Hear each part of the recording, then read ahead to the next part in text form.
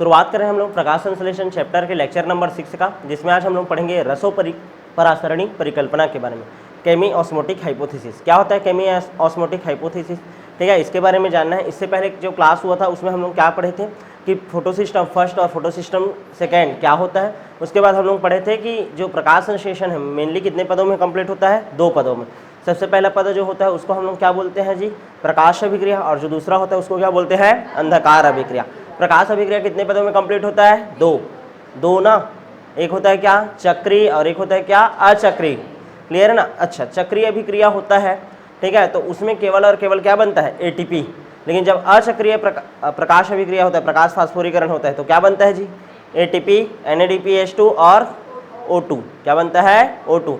अब हम लोग एटीपी का निर्माण होता है बोले हैं, तो ये एटीपी का निर्माण आखिर होता कैसे है, कहाँ कहाँ पास होता है ये तो जान डाले थे, लेकिन एटीपी का निर्माण मेनली क्लोरोप्लास्ट में होता कैसे है, ठीक है। तो इसी के बारे में समझाने के लिए, ठीक है ना, कि ध्यान से समझना कि माइटोकॉन्ड्रिया में या क्लोरोप्लास्ट में किस तरीका से, माइटोकॉन्ड्रिया या क्लोरोप्लास्ट में किस तरीका से आपका एटीपी का निर्माण होता है, ठीक है ना, एटीपी का निर्माण होता है। इसको समझाने के लिए एक वैज्ञानिक आया था जिसका नाम था पीटर मिशेल। क्या नाम था, पीटर मिशेल, ठीक है ना, क्या बात है, पीटर मिशेल। और उसने एक थ्योरी दी है जिसको बोला गया रसोपरासरणी परिकल्पना, रसोपरासरणी परिकल्पना, chemiosmotic hypothesis, osmotic hypothesis, chemiosmotic hypothesis दिया गया। क्लियर है ना, रसोपरासरणी परिकल्पना, इसके बारे में समझाया गया। अब केमी ऑस्मोटिक हाइपोथेसिस क्या बोलते हैं, ध्यान से समझने का कोशिश करो। वो क्या बोलता है कि जो एटीपी का निर्माण है ना, वो हाइड्रोजन प्रवणता के ऊपर निर्भर करता है, H+ सांद्रता प्रवणता के ऊपर एटीपी का निर्माण क्या करता है, निर्भर करता है। एटीपी का निर्माण क्या करता है, निर्भर करता है। कैसे निर्भर करता है, ठीक है, ये थ्योरी क्या समझाता है, ध्यान समझने का कोशिश करो। जैसे कि मैं स्ट्रक्चर बनाया हूँ किसका, क्लोरोप्लास्ट का। किसका स्ट्रक्चर बना दिए, क्लोरोप्लास्ट, ये क्लोरोप्लास्ट बनाते हैं, ठीक है। डबल मेम्ब्रेन स्ट्रक्चर होता है क्या आपका, क्लोरोप्लास्ट। चलो भाई, डबल मेम्ब्रेन स्ट्रक्चर बना देते हैं क्लोरोप्लास्ट। ये बन गया स्ट्रक्चर किसका, क्लोरोप्लास्ट का। क्लोरोप्लास्ट के अंदर क्या पाया जाता है, ऐसा थैलाकॉइड। क्या पाया जाता है, थैलाकॉइड। यहाँ तक क्लियर है, ऐसा थैलाकॉइड पाया जाता है। यहाँ पास भी ये क्या है, थैलाकॉइड। यहाँ तक क्लियर है। अब ये वाला भाग को देखो, इसको बस ये 8 ठोक थैलाकॉइड को, क्लियर है ना। बस मैं 8 ठोक को बना रहा हूँ बाई चांस, ठीक है। ऐसा समझो मैं किसको बना रहा हूँ, केवल और केवल एक को, ठीक। ये देखो 8 ठोक, ये भी डबल मेम्ब्रेन स्ट्रक्चर रहता है। कैसा रहता है, डबल मेम्ब्रेन, मतलब इसमें भी कितना लेयर रहेगा, 2, ऐसा है। यहाँ तक क्लियर है। ये जो हिस्सा थैलाकॉइड का है, ऐसा बहुत सारा बना रहता है ना। ये जो हिस्सा जो कि कहाँ है, अंदर की ओर है, कहाँ है, जो अंदर की ओर है, इस भाग को क्या बोलते हैं, ल्यूमेन। क्या बोलते हैं, ल्यूमेन। ये थैलाकॉइड का मेम्ब्रेन है। किसका मेम्ब्रेन है, थैलाकॉइड का। अब तुम लोगों को क्या पता है कि यहाँ पास क्या रहता था, PS सेकेंड, यहाँ पास क्या रहता था, PS फर्स्ट। याद आया, PS सेकेंड रहता था, यहाँ पास क्या रहता था, PS फर्स्ट। यहाँ तक क्लियर है। अब होता क्या है, ध्यान समझना। जैसे ही सूर्य का प्रकाश किरण इसके ऊपर पड़ता है 680 नैनोमीटर से कम, 680 नैनोमीटर से कम, तो क्या होता था, याद करो कि यहाँ पास उपस्थित जो पानी रहता था, H2O रहता था, वो कैसे टूटता था, H+ + OH माइनस, और इसमें से क्या अलग हो जाता था, इलेक्ट्रॉन। क्या अलग हो जाता था, इलेक्ट्रॉन। फिर ये PS सेकेंड चलता था, याद आया, याद है कि नहीं। ये PS क्या है, सेकेंड, PS सेकेंड चलता था। ये इस इलेक्ट्रॉन को ग्रहण करता था और किसको देता था, सबसे पहले तो फियोफाइटिन को, PH को देता था। PS से किसके पास जाता था, PQ के पास जाता था। PQ के बाद किसके पास जाता था, साइटोक्रोम B, फिर साइटोक्रोम F, ऐसा जाता था। उसके बाद किसके पास जाता था, PC, प्लास्टोसाइनिन, फिर वो इसको इलेक्ट्रॉन देता था। फिर आगे जाता था PS फर्स्ट में, किसके पास जाता था, FeS, FeS से किसके पास जाता था, FD, और FD इलेक्ट्रॉन को किसको देता था, NADP, और NADP इस हाइड्रोजन के साथ क्रिया करता था और क्या बना देता था, NADPH2, इलेक्ट्रॉन के साथ जुड़ करके क्या बना देता था, NADPH2। मैं पूरा संतुलित नहीं किया हूँ, मैं बस याद करवा रहा हूँ तुम लोगों को। यहाँ तक क्लियर है। ये कौन सा अभिक्रिया था, अचक्रीय। क्या था, अचक्रीय। यहाँ तक क्लियर है। अब यहाँ पास ध्यान से समझने का कोशिश करो। होता क्या है, जब एटीपी का निर्माण करना रहता है तो एक साइड हाइड्रोजन आयन की सांद्रता को बढ़ाते हैं और एक साइड हाइड्रोजन आयन की सांद्रता को क्या किया जाता है, कम किया जाता है। एक साइड बढ़ाना है और एक साइड क्या करना है, कम। बढ़ाते कहाँ है हाइड्रोजन आयन की सांद्रता को, हाइड्रोजन कहाँ ज़्यादा रहेगा, इस ल्यूमेन वाले भाग में। कहाँ रहेगा, ल्यूमेन वाले भाग में। क्लियर है। जब ल्यूमेन वाले भाग में हाइड्रोजन ज़्यादा बन जाएगा, ध्यान से समझना, तो यहाँ पास एक चैनल लगाते हैं। क्या लगाते हैं, चैनल। इसको हम लोग बोलते हैं F0 F1 कण, मोरांस कण भी बोला जाता है। इसको बोलते हैं हम लोग F1 हिस्सा और इसको बोलते हैं क्या, F0 हिस्सा। क्या बोलते हैं, F0 हिस्सा। जब, ध्यान समझना, हाइड्रोजन आयन का सांद्रता इसमें ज़्यादा हो जाएगा तो जैसे ही इसमें से हाइड्रोजन आयन ऐसे गुजरेगा तो यहाँ पास एक एंजाइम रहता है। इस एंजाइम का नाम है एटीपी सिंथेटेज। क्या नाम है, एटीपी सिंथेटेज। ATP synthetase. तो वो एटीपी सिंथेटेज एंजाइम क्या करता है, एडीपी प्लस इनऑर्गेनिक फास्फेट को जोड़ता है और जोड़ के किसका निर्माण कर देता है, एटीपी का। किसका निर्माण कर देता है, एटीपी का। समझ आ रहा है कि नहीं। अब मैं क्या बोल रहा हूँ, ध्यान से समझने का कोशिश करना। जैसे कि क्या होता है, डैम वगैरह बनाते हैं, डैम में पूरा पानी की एक जगह इकट्ठा रखते हैं और एक जगह क्या रहता है, टरबाइन। तो टरबाइन जैसे ही घूमता है क्या जनरेट होता है, करंट, इलेक्ट्रिसिटी, ऊर्जा। ऐसे ही समझो कि ये क्या है, तुम्हारा एक प्रकार का बांध है। बांध में ये क्या लगा हुआ है, टरबाइन। जैसे इससे हाइड्रोजन आयन गुजरेगा तो इसमें थोड़ा चेंजेस होगा। चेंजेस होगा तो कौन सा एंजाइम एक्टिव हो जाएगा, एटीपी सिंथेज, जो कि डाईफास्फेट और इनऑर्गेनिक फास्फेट को, डाईफास्फेट के साथ एक और जुड़ जाएगा तो क्या बन जाएगा, ट्राईफास्फेट। क्या बन जाएगा, ट्राईफास्फेट। इस तरीके से होता है। ये समझ आया कि नहीं। केमियोस्मोटिक हाइपोथेसिस क्या है, ध्यान से समझना। रसोपरासरणी परिकल्पना अधिक सांद्रता से किधर आ रहा है, कम सांद्रता की ओर। अधिक सांद्रता से किधर आ रहा है, कम सांद्रता की ओर। क्लियर है कि नहीं। कौन आ रहा है, हाइड्रोजन आयन। क्लियर है। जिसके कारण इसमें कन्फर्मेशनल चेंज होता है। क्या चेंज होता है, कन्फर्मेशनल, यानी कि क्या बोलना चाहिए, संरूपण होता है एक प्रकार से इसके स्ट्रक्चर में, F0 F1 कण में। क्लियर है।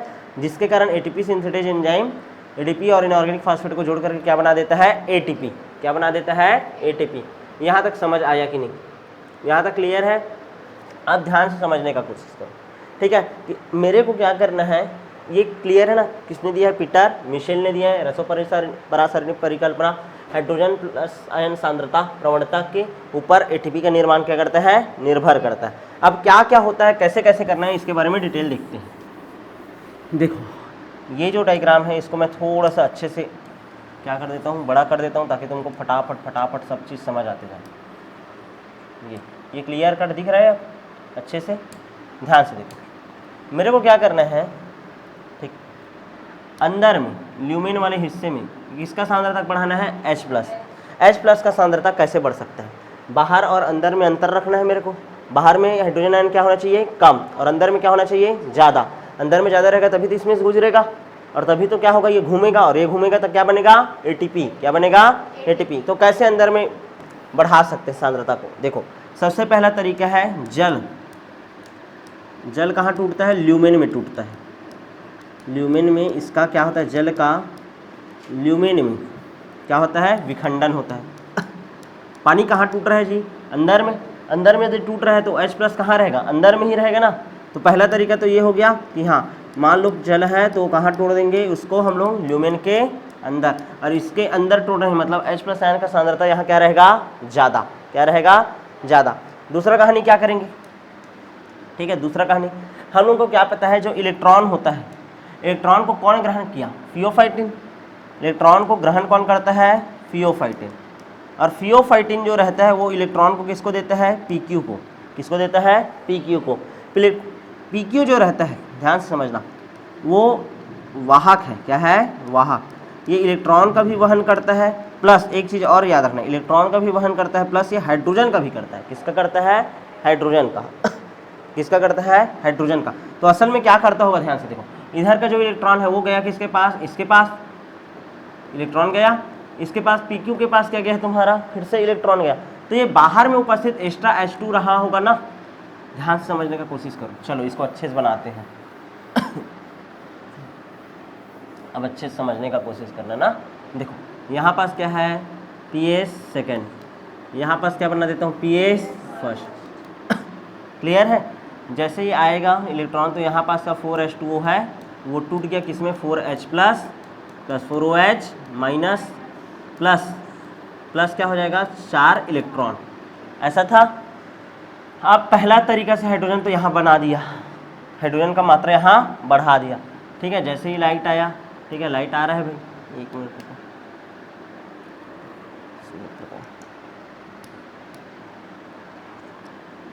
चलो लाइट आ रहा है, क्लियर है। कितना है 680 नैनोमीटर से कम, तभी दोनों एक्टिव होगा ना, क्लियर है। अब जैसे ही इसमें आएगा, अब ये जो इलेक्ट्रॉन है उसको कौन ग्रहण करेगा, ये किसके पास जाएगा, PS सेकंड से फियोफाइटिन के पास, फियोफाइटिन से किसके पास जाता है, PQ के पास, किसके पास जाता है, PQ के बाद किसके पास जाता है, साइटोक्रोम B, साइटोक्रोम B के बाद किसके पास जाता है, साइटोक्रोम F है ना।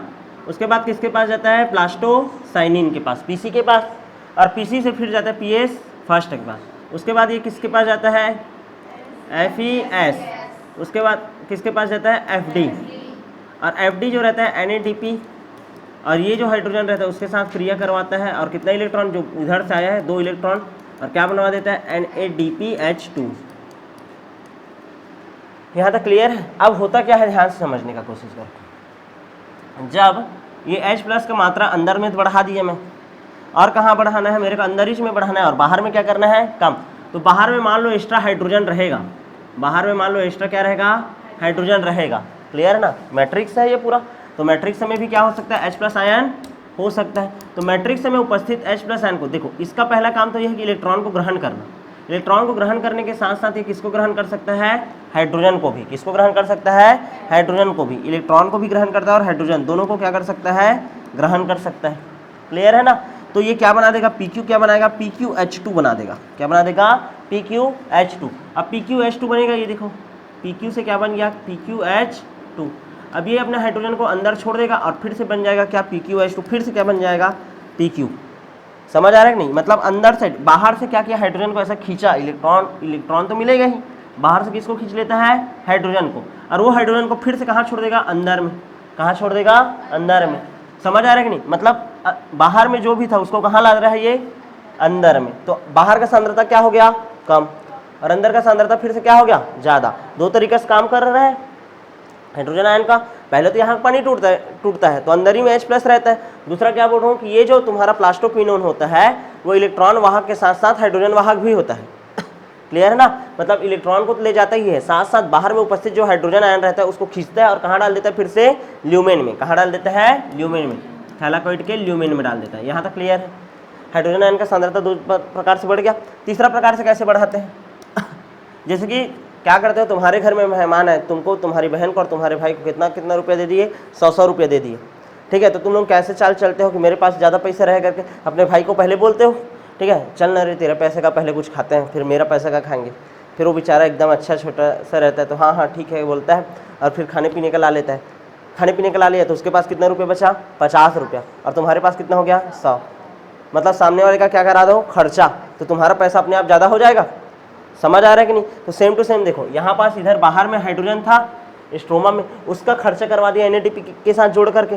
तो इधर जो था ध्यान देना, इसका मात्रा, इसके अंदर जो हाइड्रोजन रहेगा, इधर का हाइड्रोजन तो ये यूज कर रहे हैं, तो इसका जो हाइड्रोजन है बाहर में, जो हाइड्रोजन का सांद्रता है वो क्या हो जाएगा, कम, और अंदर का सांद्रता क्या हो गया, बढ़ गया।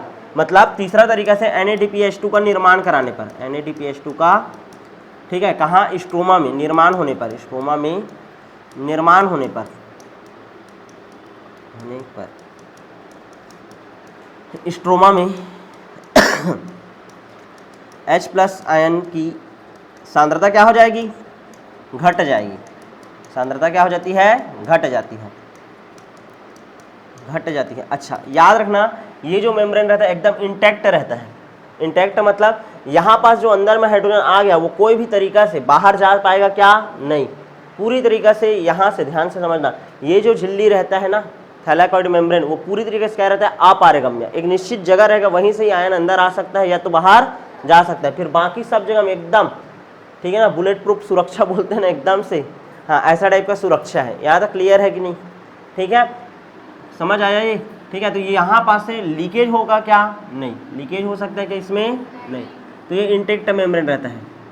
समझ आ रहा है, ये पूरी तरीके से एकदम से कि नहीं, यहाँ से बाहर जाने देंगे क्या, नहीं।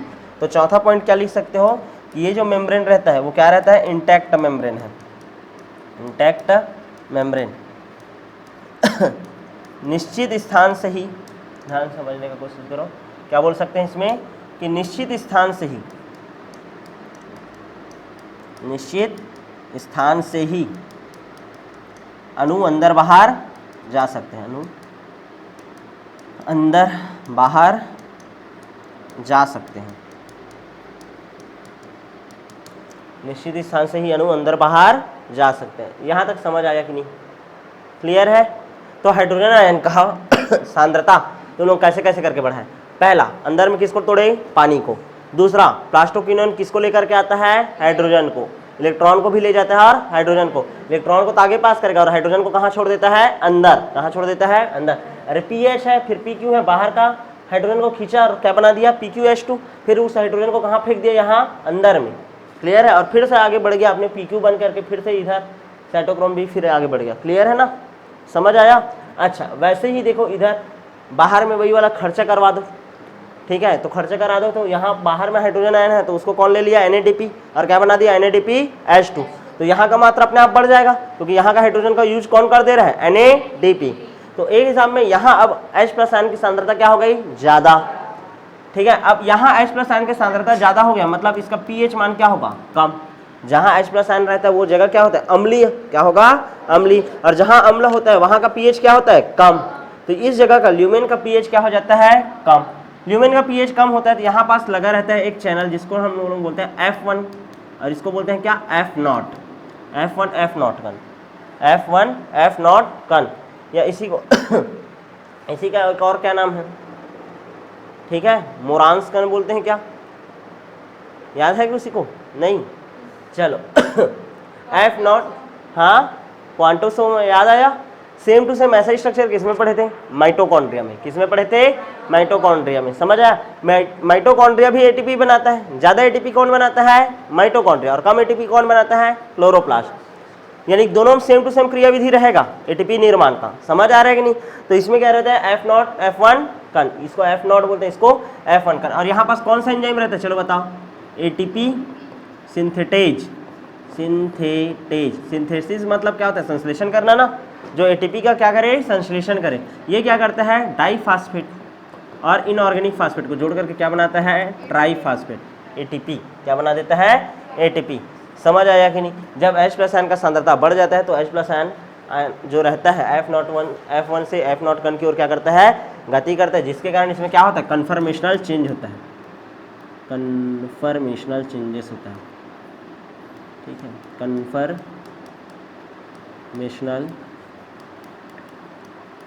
चेंज होता है, जिसके कारण जो एटीपी, ध्यान समझना, एटीपी है, ठीक है ना, वो कैसे बनता है? एटीपी सिंथेटेज एंजाइम की मदद से। क्लियर है कि नहीं? इस तरीके से आपका एटीपी का क्या हो जाता है? निर्माण हो जाता है। समझ आया कि नहीं? ये क्लियर है पूरा? तो ये जो अभी आप लोग पढ़ रहे थे वो क्या था पूरी तरीके से? ठीक है, केमिओस्मोटिक हाइपोथेसिस। क्या है? केमिओस्मोटिक हाइपोथेसिस। याद रखना किस तरीके से ये किसके उपस्थिति में हुआ है? प्रकाश की उपस्थिति में हुआ। जब तक प्रकाश नहीं आता क्या ये जल टूटता? क्या नहीं। जल नहीं टूटता तो ये क्या pH PQ ये सब काम करते? क्या नहीं। क्या NADP बेस बनता? क्या नहीं। तो यहाँ पर प्रकाश की उपस्थिति में, किसकी उपस्थिति में? प्रकाश की उपस्थिति में एटीपी का निर्माण हो रहा है। इसको बोलते हैं प्रकाश फास्फोरीकरण। क्या बोलते हैं? प्रकाश फास्फोरीकरण। प्रकाश फास्फोरीकरण, फोटोफास्फोराइलेशन। फोटोफास्फोराइलेशन क्या बोलते हैं? फोटोफास्फोराइलेशन, जो केवल किसमें होता है? क्लोरोप्लास्ट में होता है। किसमें होता है? क्लोरोप्लास्ट में। जब ऑक्सीजन की उपस्थिति में होता है ना एटीपी का निर्माण, जिसके लिए ऑक्सीजन जरूरी रहता है, तो उसको बोलते हैं हम लोग oxidative phosphorylation. Oxidative phosphorylation. Oxidative phosphorylation ये किस में होता है? माइटोकॉन्ड्रिया में। किस में होता है ये? माइटोकॉन्ड्रिया में। क्लियर है? और एक होता है तुम्हारा, ध्यान से समझना, सबस्ट्रेट लेवल फास्फोराइलेशन।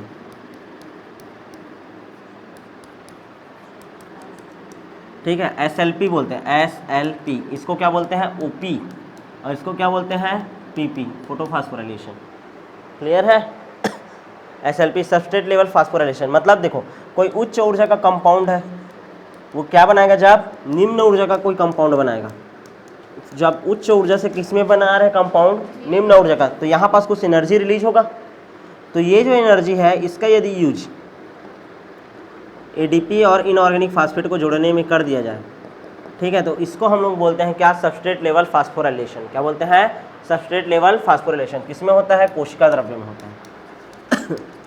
मतलब कोशिका द्रव्य में भी कुछ मात्रा में क्या बनता है जी, ATP बनता है। तो ATP कितने तरीके से बनता है? 3 तरीके से। और हम लोग अभी कौन सा वाला पढ़ेंगे? केवल और केवल प्रकाश फास्फोरीकरण, क्लोरोप्लास्ट की उपस्थिति में। क्लियर है ना? ये वाला तो एकदम सरल है। जब कोई उच्च ऊर्जा का कंपाउंड रहेगा वो निम्न ऊर्जा का कंपाउंड बनाएगा तो अपनी एनर्जी का क्या कर रहा है वो, लॉस। उस एनर्जी को कौन पकड़ लेगा? ADP और इनऑर्गेनिक फास्फेट, और क्या बना देगा? ATP। क्या बना देगा? ATP।